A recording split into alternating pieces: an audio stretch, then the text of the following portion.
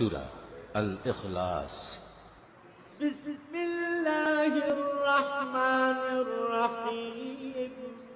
রহমান রহিম আল্লাহ তাআলার নামে। কুল হুয়াল্লাহু আহাদ।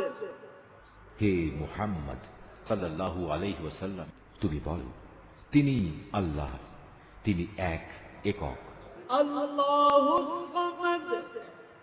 তিনি কারোই মুখাপেক্ষী নন। লাম ইয়ালিদ ওয়া লাম ইউলাদ। তার থেকে কেউ জন্ম নেয়নি, তিনিও কারো থেকে জন্মগ্রহণ করেননি। ওয়া লাম ইয়াকুল লাহু কুফুয়ান আহাদ। আর তার সমতুল্য দ্বিতীয় কেউই নেই।